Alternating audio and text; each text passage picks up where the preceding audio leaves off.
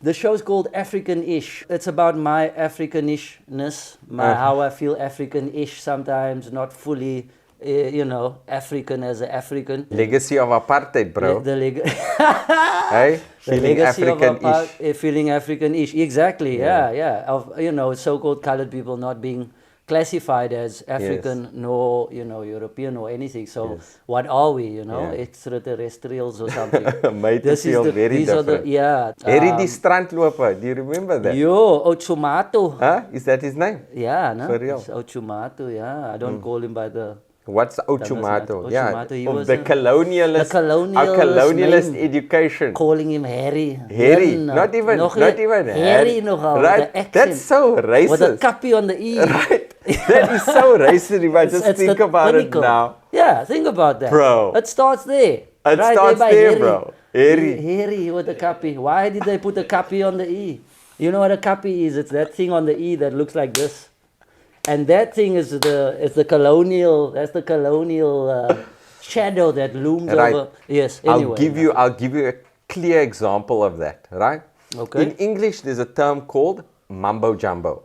Okay. Right. Okay. You're talking Mumbojumbo. Yes. That means you're talking nonsense. Yes. You've heard this. Yeah, before. I've heard that. Right. Yeah. Now, when I went to Zanzibar. Right? Aha. There's beautiful people there who greet with the term Mumbo exactly. and Jumbo. Yes. Right? Yes. And they're the most beautiful, warm, loving people. Right? Yes. And their whole language, I think it's going. Swahili, if I'm correct, yep. has been denigrated and condensed to rubbish, to nonsense, nothingness. Within the context of the English language. Yes. What have they done? What have they done?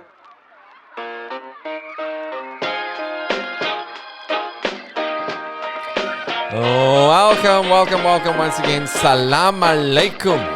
Welcome to the Best Medicine podcast.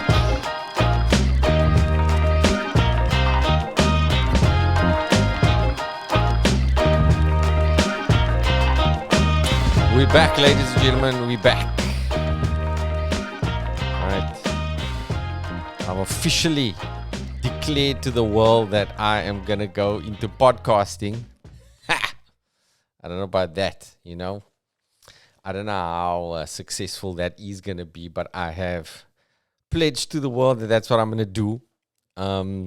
This past weekend, I announced at my show at the Theatre of Marcellus, this is the last time I'm going to perform publicly in South Africa. I'll still do corporates and stuff. But I'm not going to tour in South Africa for a while, baby. For a while, baby. I'm going to focus on this podcast. Actually, a number of podcasts, including, so this is a Best Medicine podcast. See now, look here. For the people who are watching this, you can see, I tried to prepare, but now, for example, this boom arm is obscuring my Best Medicine logo. I got to figure this whole thing out. There in the background there, I don't know if you see Raoul. Raoul, that's a throwback to this brother that I had assisting me on the late night news with Luiso Gola.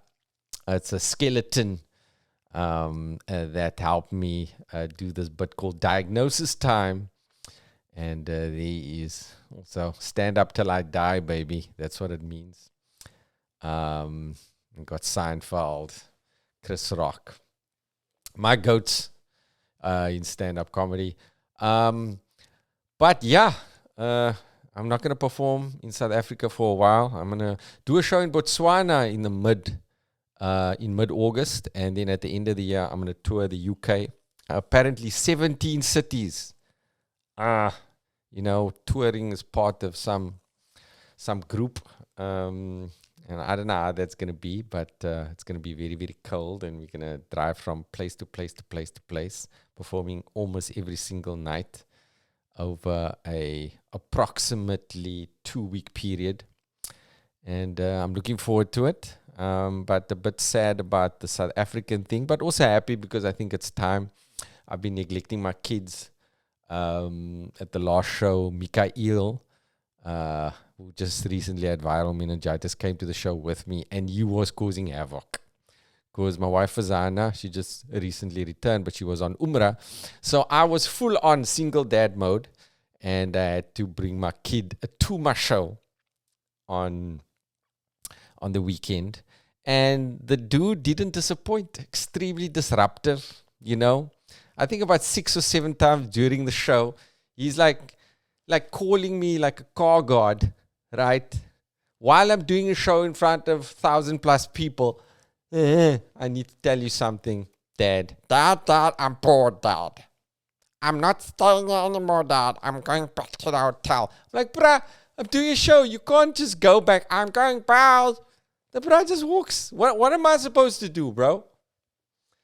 Stressing me out. Obviously, the crowd really enjoyed it, you know, because they think, you know, it's all being managed backstage. There are people watching him.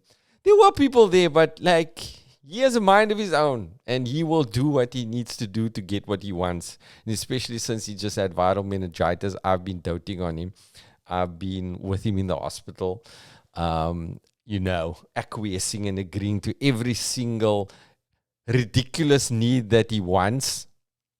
Like, I think I'm on my like 4th Lego box that we bought for him over a very short period of time. And I think he's taking advantage. I'm creating a narcissist. And it was funny. The whole thing was funny at the show. You know, imagine this little kid, you know, just disrupting the whole show constantly. But, you know, it is somewhat troubling for me. I've got to figure out from a child psychology perspective if I'm doing anything wrong. I'm creating a little dictator. You know, if he ever gets like in charge of South African politics, you know, he's going to bend everybody to his will.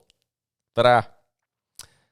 He's very cute will. And in this podcast, I chatted to Ambrose Uren, which is his surname. I never know, you know, how to pronounce Ambrose's surname.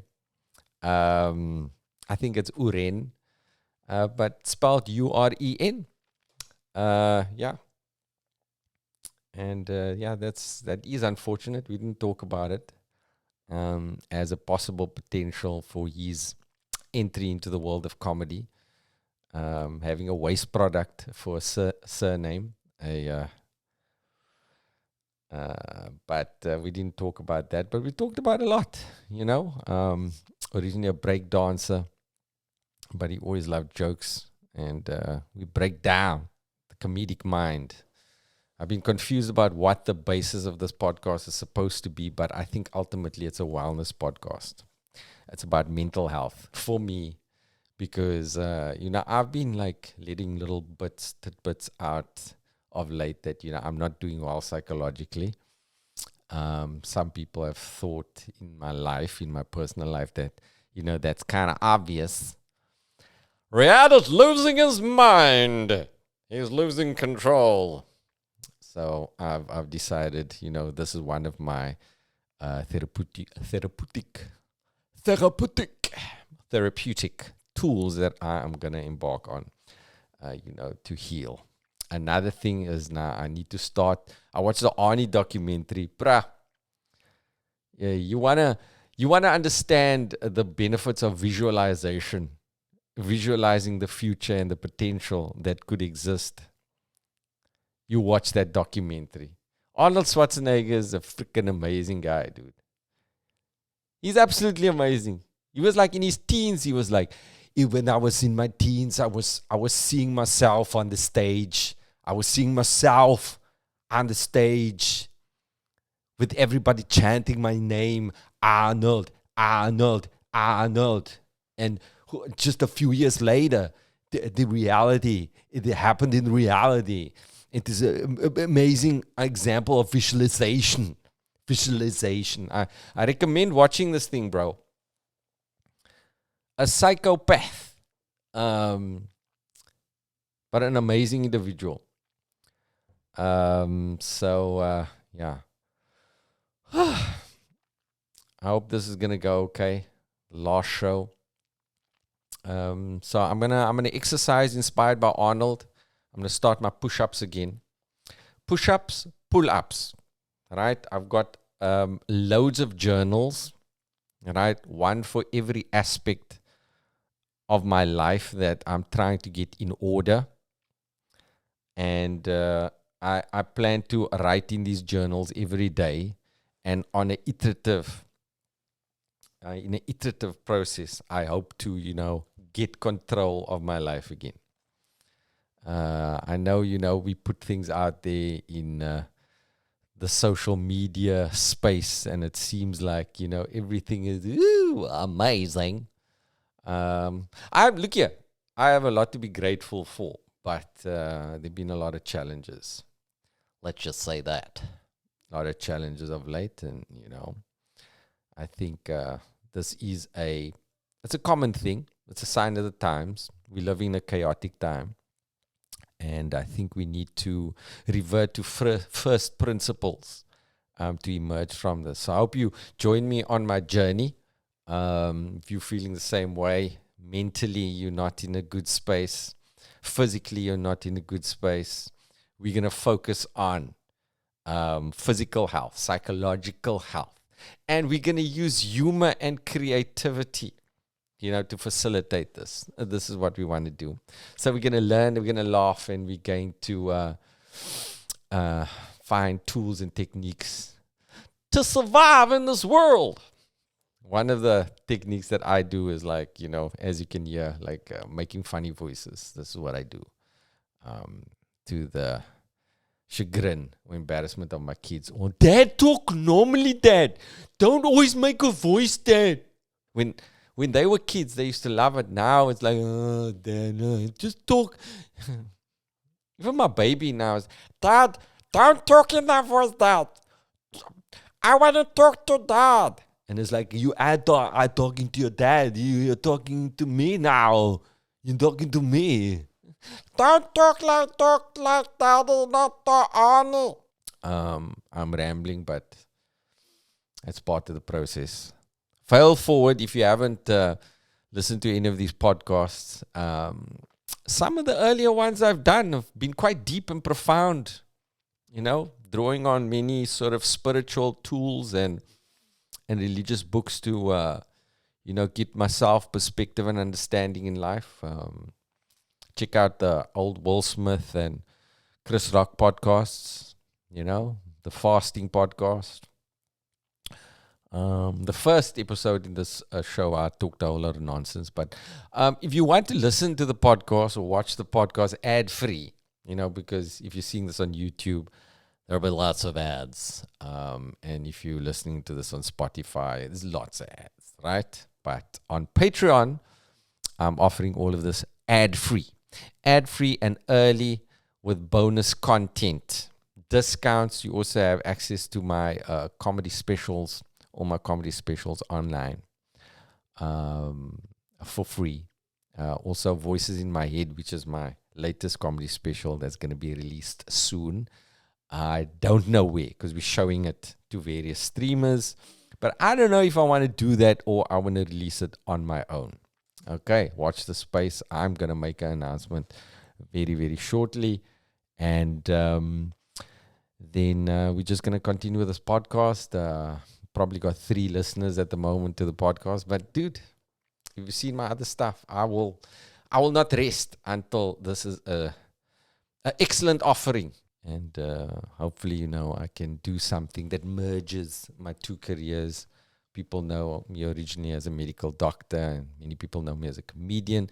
Now I hope to offer a bit of healing, therapy, health techniques, wellness techniques, in a entertaining way, starting with push-ups and pull-ups. Yeah, that's what I'm going to do, When I shot new material a few years ago, I was actually doing like 50 push-ups, like in one go regularly, bruh.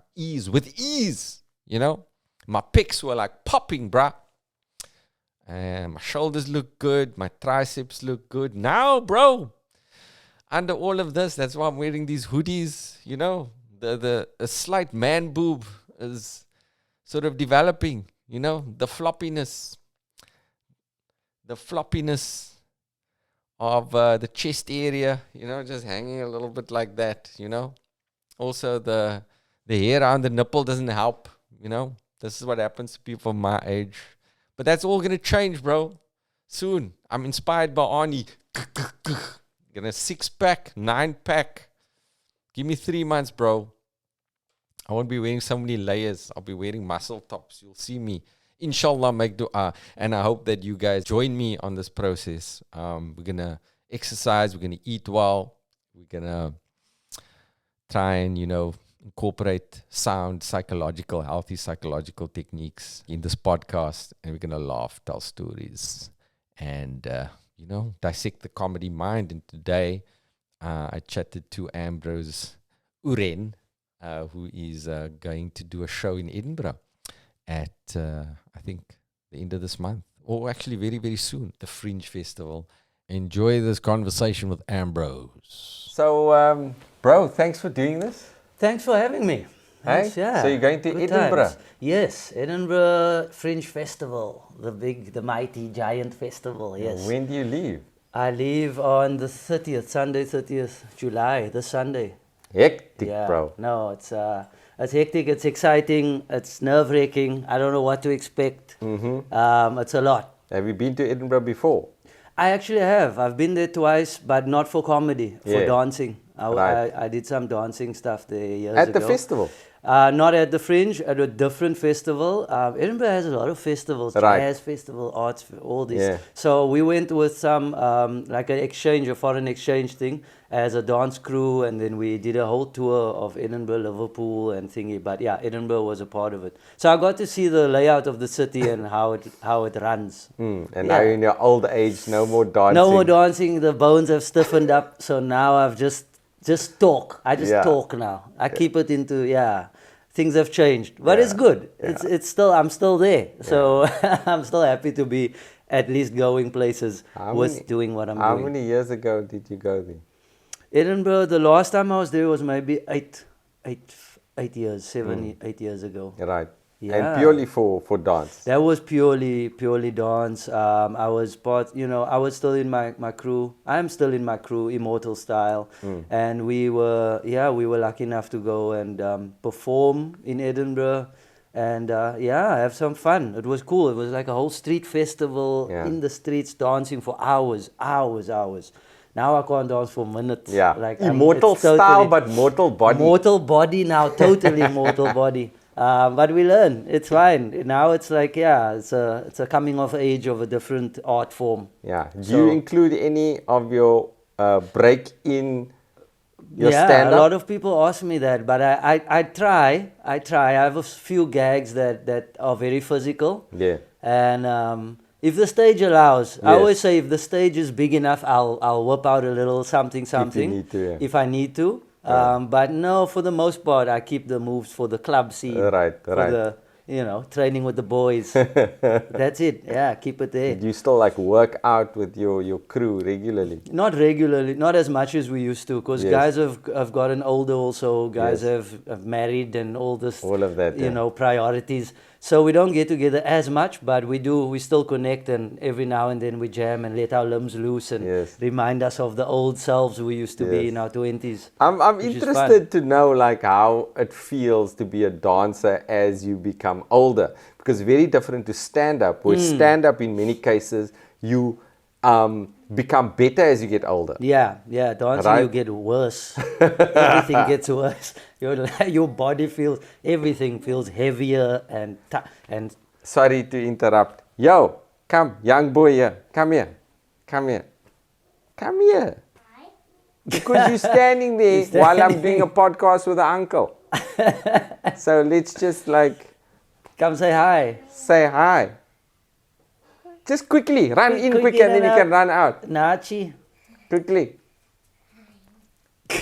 Now you want to do it as slow as possible. Right? You would have had a Zimmer frame walking out there like an auntie. Right? Okay, so now, can you go downstairs? No. Okay, so Dago, play in that room over there, and then I will come see you off. Open the curtains and you'll be able to play. Is that a Yes, stamp? I will dry. Well, they made tattoos last night. Hey, whoa, okay. Okay, but then Tattoos. try and shush. Oh, there's a marker there. Quickly, go get the There's a marker. black marker and the thingy. Okay, all right. Hectic. There we Try not to go. make noise, bro. That's all good, man. That's bruh. It's part of the blessings, bro. That's your blessings. Yeah, he just had viral meningitis. That was very Oh, snap. that was Viral wonderful, meningitis. enjoyable experience. Wow, what happens in viral Bro, meningitis? stress. That's what happens. I don't know, I've Stress never from had the that. parents. Viral meningitis. Yeah, It yeah. sounds tough. Yeah, the one child had mumps, and then 2 weeks later he got viral meningitis, had to go to hospital for a week, and then the other one got mumps, and then the other one got mumps. Is it hard to keep them from catching each other's stuff? Right.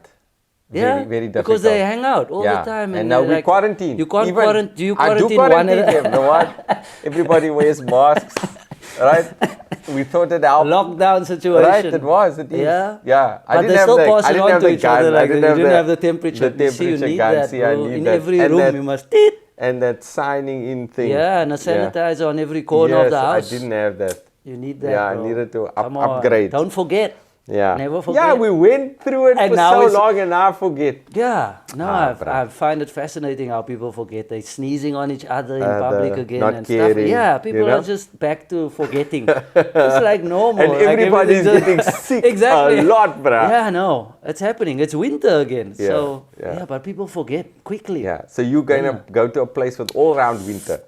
Yo, I checked the weather report. Uh. Oh, it was sad. I almost Really? cried. There was so much rain in there. My eyes started raining because there was just like every day it's raining. Yes. And I thought it's summer. Someone said, no, it's summer in Scotland and you know, you can whip out a shorts.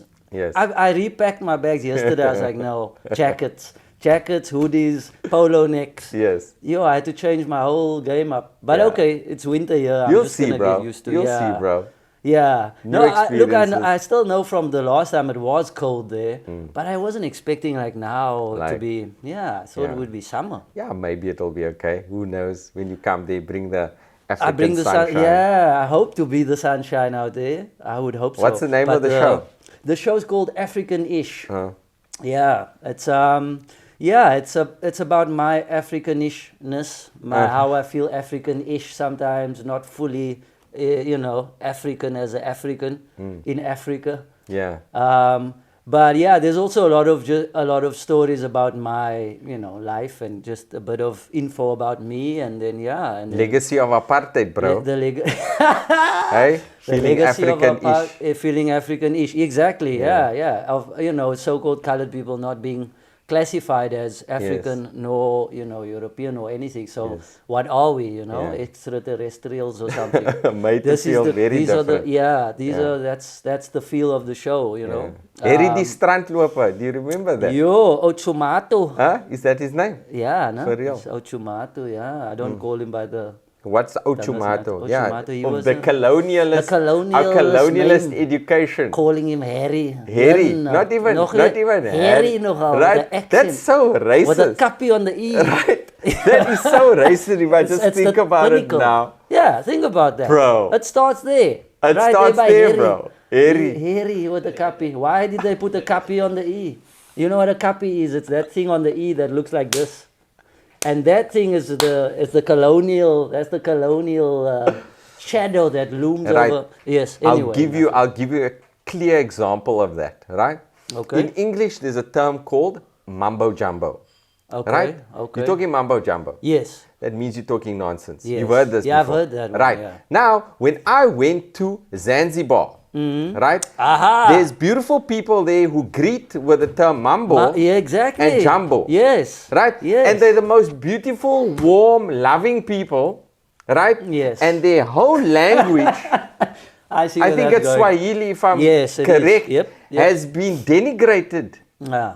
and condensed to rubbish, To nonsense, nothingness. within the context of the English language. Yes. What have they done? What Look have they what they done? have done.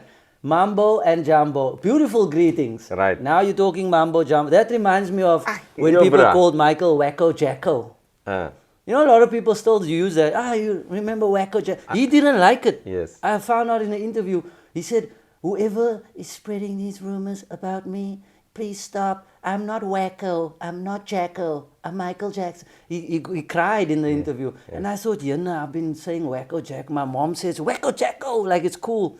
No, it hurts his feelings. Yes. Stop it. Yes. Please stop, guys. Yes. Hurting people's feelings with your Mumbojumbo. I get the analogy, although you like it. I think by the comparison with Michael Jackson. And Mumbojumbo's a bit far off. Michael was Wacko. Oh, so you're saying he was Wacko? No, man, I'm saying he was Wacko. I have a lot of sympathy for Michael Jackson. We all have, right? And you as a dancer, I'm sure. Yes. Right? Yes. Yeah. The MJ moves, bro, back in the day. Out, the jacket flick. No, bro. All that. Right. I was there on stage trying to be him. Doing it. Yeah. In my best black and white clothing that I could find. Right. And because of the amazing art that he created. Yes. The amazing art that he created, we don't want to believe the other stuff. Yeah, you don't want to believe it. Yeah, you don't want to. Let's just. That's just. It brings, you know. See, why did you bring up the other stuff? You brought it up. No, I was talking about the Wacko Jacko. No. Like being called Wacko Jacko. We're gonna reverse it, and I'm gonna play it in slow motion. Now we're in the guy's life. I'm gonna use editing to support my statement that you brought it. Okay, Mumbojumbo, that's wrong. Your show is about your history. Yes. So, comedy for you during the formative years, like when was the seed planted that you could potentially do this? I think potentially. Well, I think I was lucky in my first few months of doing it. I managed to enter the Laugh Master thing, the Good Hope FM thing, and no, I mean back in the day. Okay, so like back in school. Where did you grow up? On the Cape Flats, Where? Bonteheuwel, Mitchell's Plain. That was my playgrounds, and then I moved to Grahamstown for a bit when my parents studied theology. Okay, and so the whole family moved. I was about 13, 14. And then we came back this side, and then And so your parents were academics? Theologians. Okay. Both of them. So, but from an academic perspective, or in the church? Yeah, they are both priests now. They're both priests now. Priests now. Yeah, so they were studying back then. So they were studying Christianity. Yes. Specifically. Christian theology. Christian theology. Yes. Okay. And do you ascribe? What's your connection with the faith? Now not as much, not as connected. I feel now more connected to. I like being connected to everyone's faith a little bit. Right.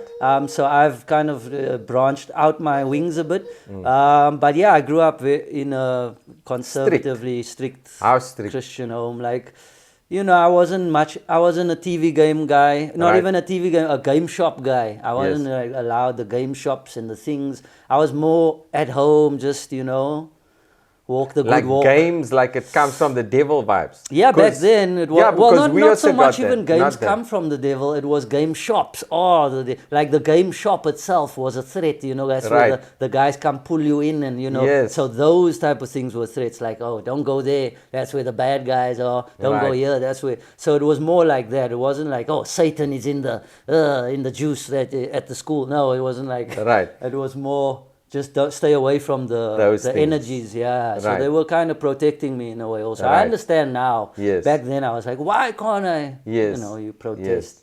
But now I get it. There was evil guys at the game shop. Right. So you still have your spirituality. Yes. You feel that. Yes. Yeah, definitely. That I haven't lost. Yeah. So were they more dogmatic and ritualistic? Yeah. Than spiritual, or were they both? A bit more, not as spiritual. Yeah. I wouldn't say. Yeah, more the religion and was it dogmatic, I guess. Was it stressful for you? Or was it? At times it was. At times it could be quite, I would, like get angry sometimes. Like, why must we be so, so deep in it? Right. And how would you deal with that stress? Was there a lot of laughter?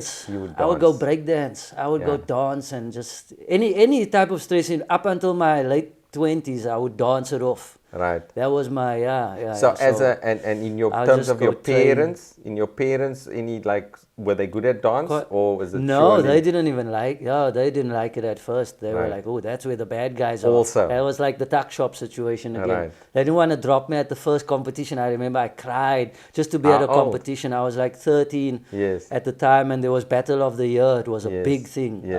Battle of the Year 99. Yes. I really wanted to. And I literally, we were in town, and I cried so much that they eventually just said, okay, fine, let's just go drop him. They were at the waterfront. I remember like yesterday. And they dropped me, and they went there, they did their stuff, they came to pick me up afterwards. Right, and you were like...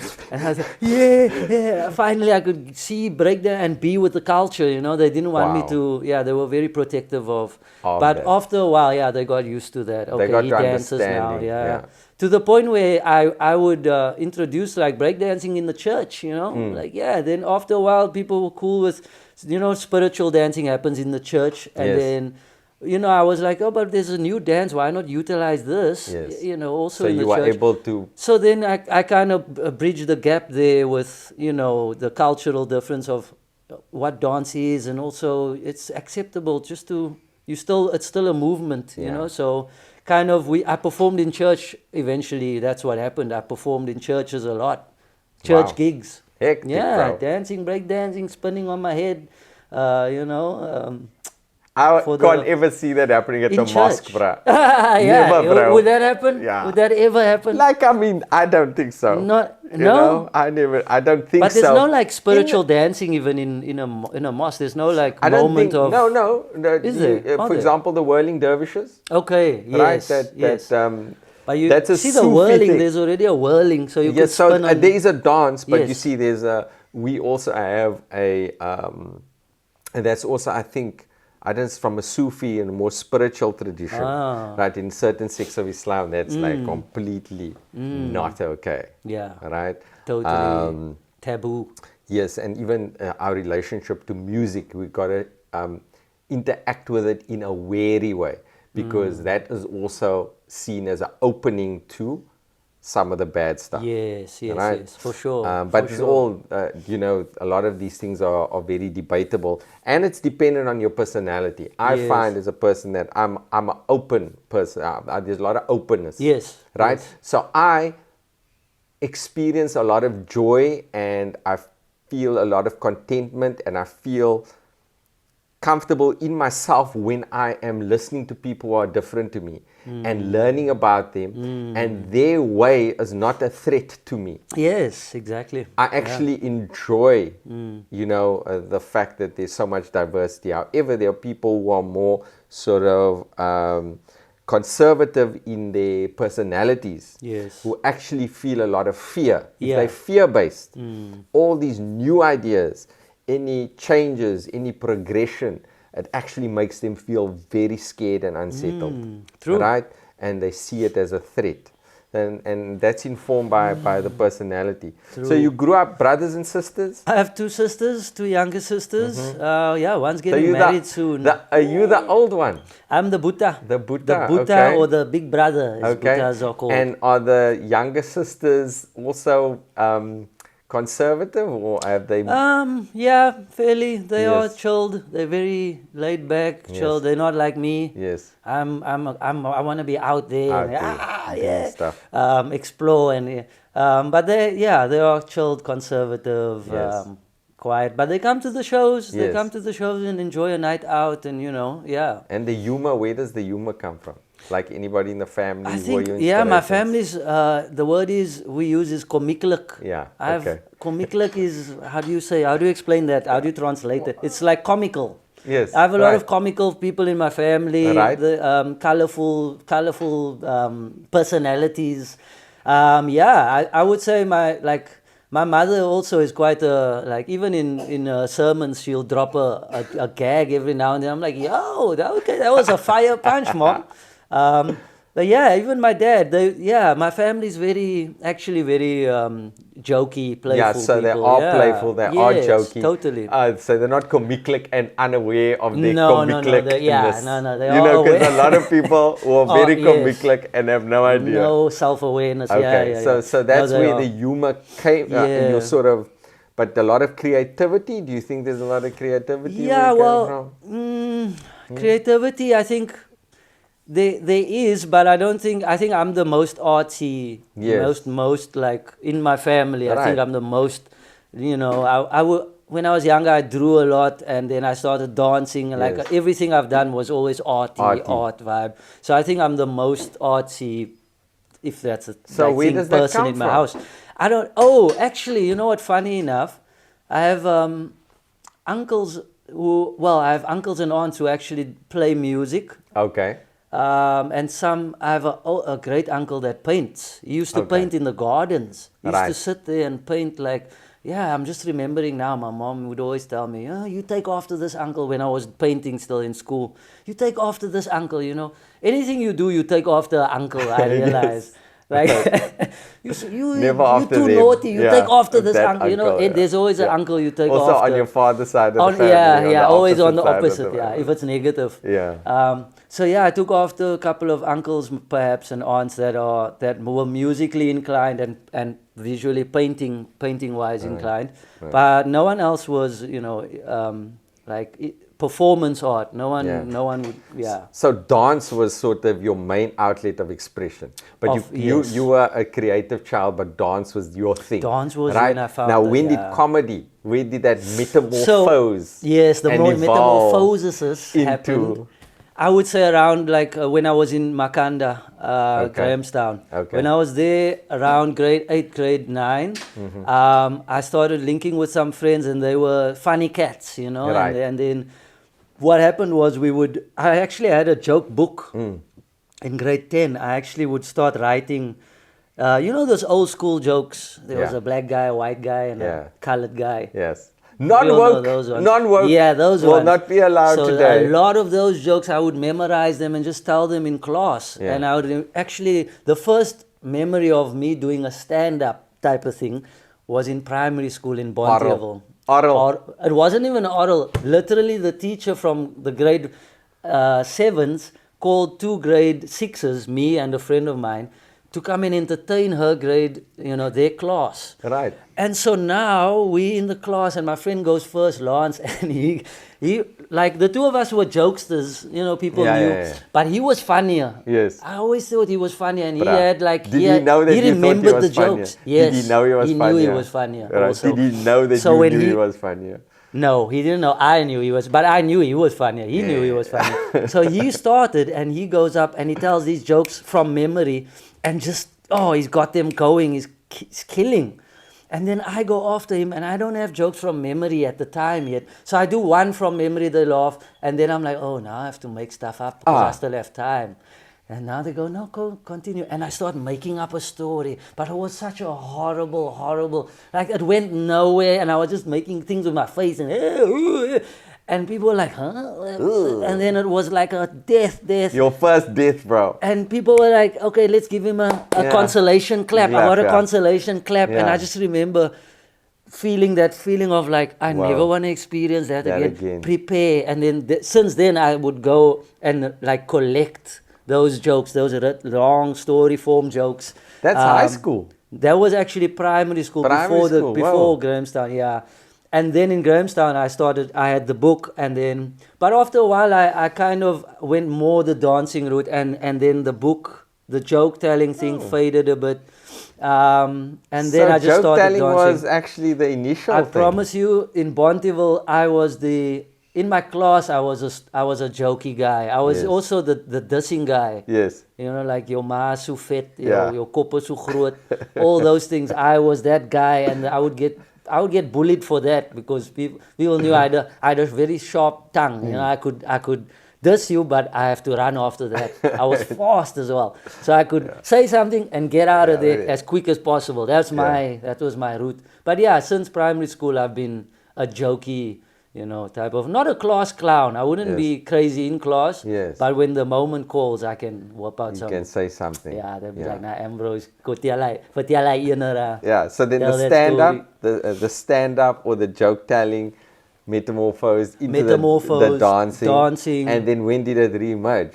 It re-emerged after drama. So I studied acting for a bit, and then linked up with a friend, Lunga Chuka. Yes. And then him and I, through the dance world, we were connecting already. And then he Lunga was also, dance. yeah, he would Okay. also throw down. And then we just decided once, like, why don't we try stand-up, actual, real stand-up on a stage? Yes. Then we went to Armchair. And then Armchair. Rustam was hosting that night, Rustam August.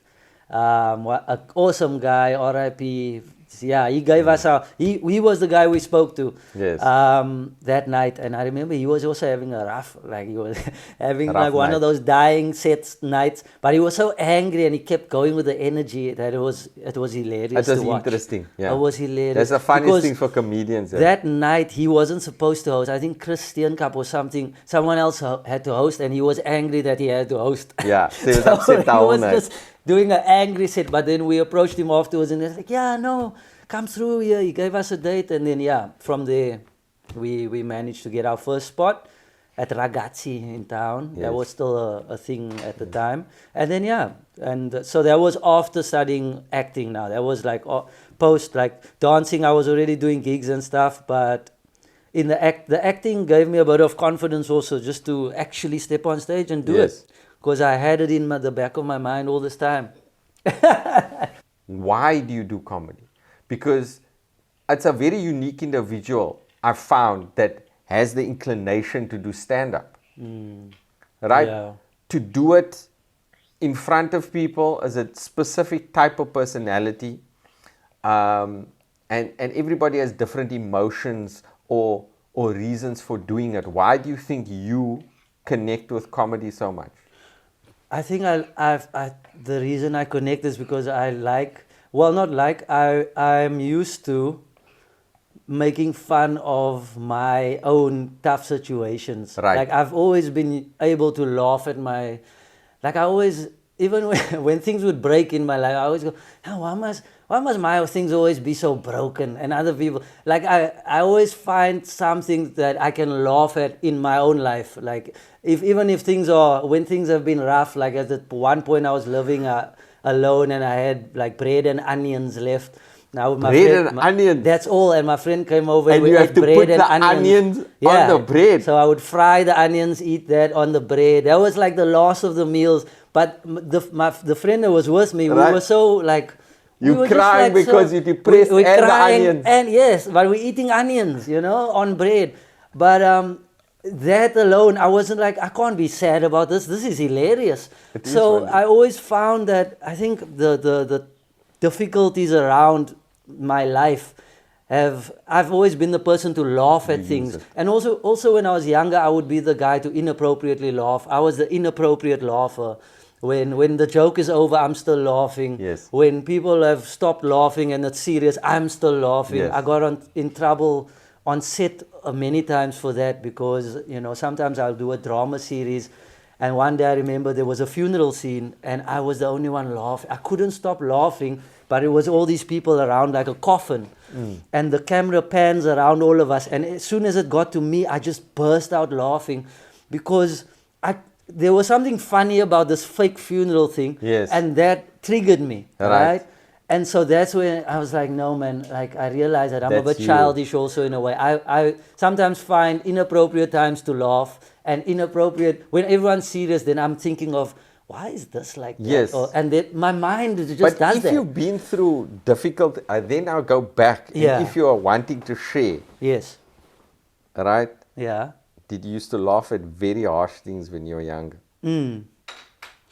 Like very harsh, how do you mean? No, I mean, you come from, like, in terms of growing up, where you were growing Yeah. up, did you see Oh difficult yeah, things? oh yeah. I think the Cape Flats it's weird like that, because on the Cape Flats, if you're from there, you would know, like, people laugh at each other in a mean way sometimes. And sometimes that it's also not a good thing sometimes, because we used to teasing each other for what we don't have. Yes. And I think it stems from there. Yes. Firstly, laughing at other people, and then also now as a comic, consciously going, oh, okay, you can't just laugh at it. You also laugh at yourself. Yeah. You look inward and go, okay, so what's funny about, what I have going on? So now, that's where the technical side of comedy has taught me to flip, not really be mean to people like that, but share my story and, But I do think that there's something about that, the so pain. the laughter, the pain. I find that people from, who had grown up under certain circumstances, right, they laugh at painful things. Yeah. Right, easier than many other people. Yeah, right? that's where it other starts. people, like you hear or they see a video where someone's getting really hurt. Yeah, you find many people laughing at that. True. Right, coming from Cape Flats That's background. Very true. Right, That's very and true. other people horrified. Yeah. We need to get some trauma counseling. We need to it's like if someone do a healing we need ceremony. Exactly. Get Rob van Vieren involved. For us, if right? if you get on the Namaste by in. burn some nagchampa or something, we'd have to cleansing ceremony. Right. But for us, if we see someone if you see someone stomping on someone's head, like you won't, like other people go, oh, that's horrible, and then we'll go, yo, that man stomped on his head with a sloffy. Why is he wearing a sloffy? Like you will see something else, Funny, or why was he screaming, mommy? Or why was he? We'll find that thing that makes the situation funny. Bearable. Because we're not confronting it. Word. Yeah, because we also confronting the real pain of what is actually happening there. How are you going to survive? How are you going to live in that environment when that type of thing is happening all the time? How are you going to be okay? And I think that's the thing that our people, like on the Cape Flats, it's almost a suffering in a way if you want to go the serious route. Like there's so much of pain that happens that we almost can't take, like we can't still cry about one more thing. So we just find something else. Yeah, and I think that's and distract. Yeah, that's the thing. Obviously, it is beneficial in that way psychologically as a distraction. Yes. But it can also stop you from actually dealing with the pain. Yeah, true. And that pain can come out at other times in other ways. Yeah. Right, if you don't actually deal with it. Exactly. You find, like, I would even think, like, you see that manifest in a guy like Jim Carrey, right? Yes. Where he actually used the comedy as a drug, and he uses performing as a drug for so many years. And after he thought this thing is going to save him, he realized it wasn't. Yep. It is purely masking it. Yes. So I do feel that it is beneficial, but like there's like deeper work that needs to be done if there is like real trauma. Oh yeah, no, we need to deal with that. Yeah, eventually. Yeah. I don't know how, but people need to. Especially if they're teaching Mumbojumbo and Harry die strandloper. Harry's it starts. Yeah, it starts there. It the starts foundation. there, bro. The foundation. We need to flip things. Yeah, exactly. And I think that's one of the things with this show is that I want to talk about also is that the pain. People hide that pain in many ways, and we need to somehow get over the painful part of our history. I don't know how, but together, I guess. Yeah. So that's the theme of the show. Not the pain part. The theme should be that I'm funny. Yes. But no, the theme is pretty much dealing with the not knowing where we come from or what our history or true roots are, and how that can cause a bit of conflict if you don't, you never deal with things, like we just keep things bottled up or sweep it under the rug. And I'm the type of person that likes to speak things. Yes. Like sometimes, I'll say things and then, it's like at some point my mom will go, okay, that's enough now about I'm the politiker. I'm a bit of a politiker in the house also. Like sometimes I'll bring up things, people go, okay, we don't want to talk about that right now. What type of politics? Like new ideas? Like no, even like old ideas. Ideas. But also like your parents are normally, they've heard the ideas. My mom was also in struggle. All of that, involved. And so when I speak about these things, sometimes they go, man, we've heard these things before. But then I go, but we haven't solved them. Right. We haven't dealt chat with them. Right. As they become more conservative. Yeah. They're not their UDF selves. Yeah, no. Then anymore, they're different now. Right. Yeah, they chill. No, the time it's done now. Yes, and, we've moved and on. I'm here going, no, it's not. The not people done. are suffering. But sometimes I'm a bit too much on that. But but I realize that we need to deal with that. But also, like I said, the pain does help with comedy. Yes. It's great for comedy. It's actually great for comedy. It works for me, for telling stories, for relaying the messages to people in other parts of the world. Yes. Which is you're going to be telling it to the Scotsmen. To the Scottish. Yeah. No. That's going to be awesome. It's going to be very exciting, bro. It is exciting. 1 hour show? It's 1 hour. Is it ready? Yeah, well, I wouldn't say it's no. I will say it's not ready because I don't know how they are going to react to certain gags. So I might tweak it when I'm there. I think the show will be a show in progress while I'm there until I get what they kind of get. Until I get them and they get me. You know what I mean? But I think I'll be finding my feet in the first few shows. Just okay. For me, I actually, I'm two-minded in my approach to that. What I saw on one of these podcasts, or actually no, interviews between Ricky Gervais, Jerry Seinfeld, Chris Rock and Louis C.K. I think called Talking Funny. And Chris Rock and Louis C.K. came up with a certain approach to developing a show, and Seinfeld had a different approach. Seinfeld's approach is that you have an act, right? And your act evolves. Yes. Right? Yes. It evolves. So he essentially doesn't throw anything away. Yes. Right? He doesn't throw anything away, but process. He constantly writes. Yes. So he's got this where it starts here, it just grows. Right? So even the older stuff he's still working on. Yes. Right? Yes. And refining. Yeah. And sometimes mixing it with the newer stuff. Yeah. And everything. So his whole sort of act, right, becomes like just a complete a complete thing I like that that he way can too. draw out at any point. And then obviously from a practical perspective, you can't do that if you're touring. You got to come up with a new show. Yes. They don't want to hear the old jokes, right? True.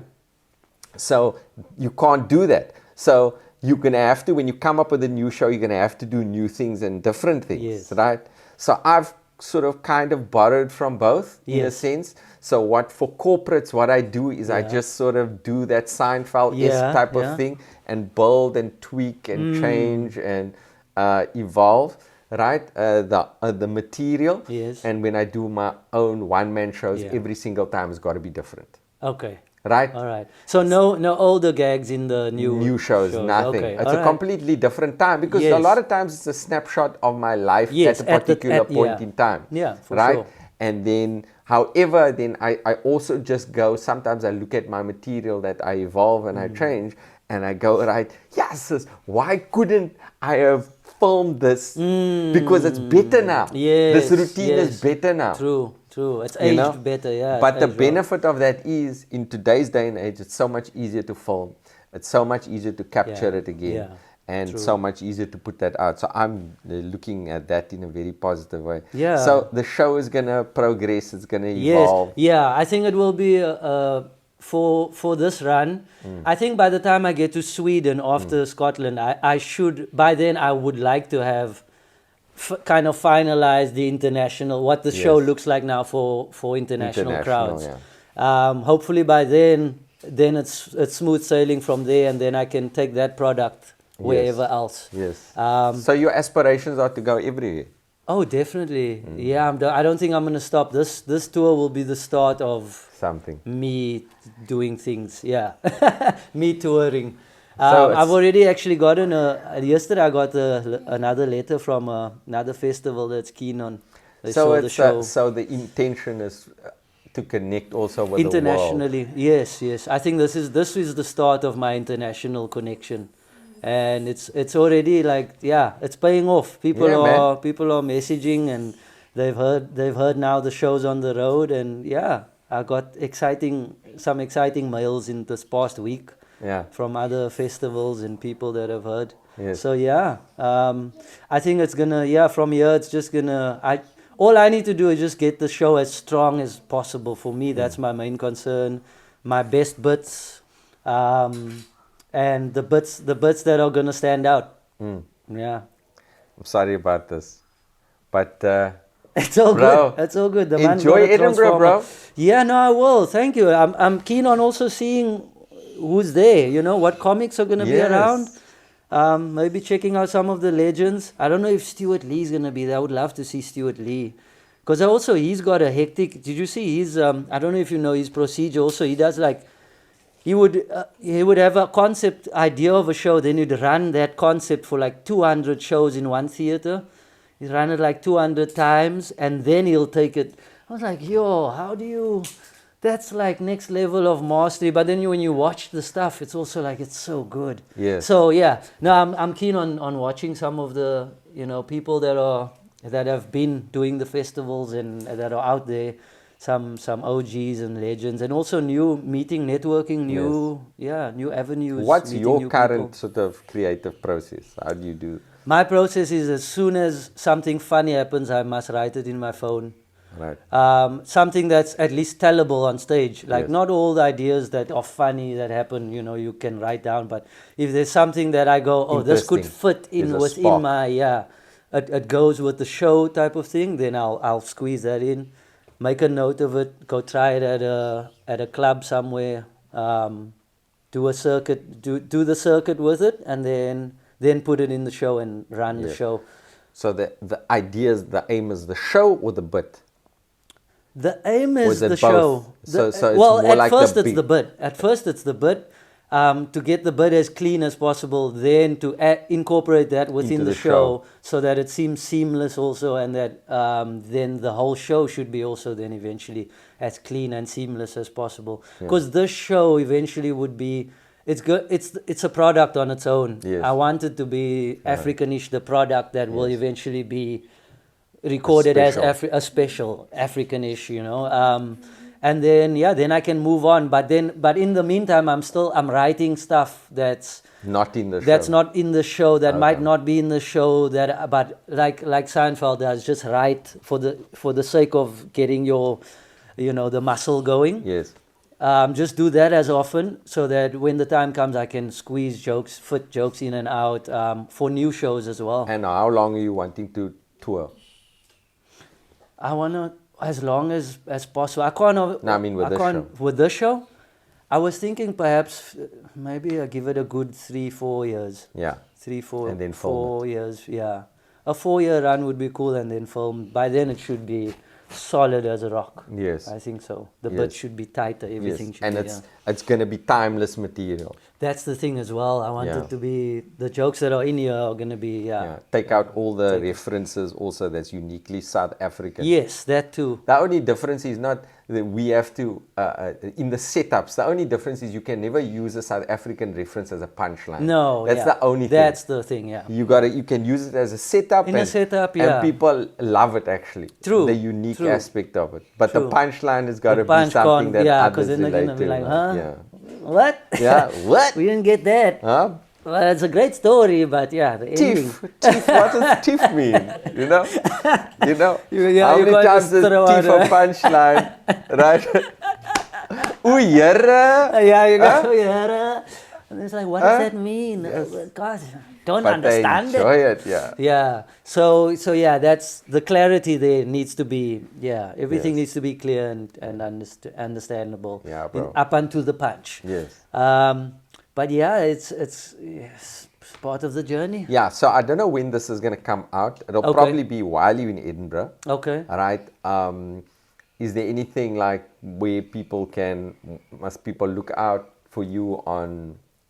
Well, yeah, I have my Instagram is live. They can follow the I'll probably post some stuff like whatever's happening at the festival. I'll post that on Instagram at Ambrose Uren. And then, up until then, like for South Africans, I'll be back after September, and then we'll do shows. I'll do some more shows here again. Great. And then, and there's Sweden before that. Let us know online, and we'll be following your journey.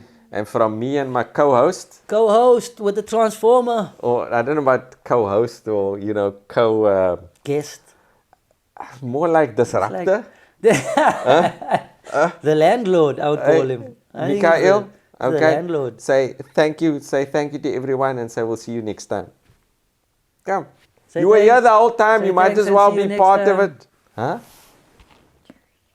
You're too shy. Okay, Oh, he's too shy. Okay. All right. Okay. Thank you guys. We'll see you next time, bro. Thanks a lot for having me, bro. Amen. This has been cool.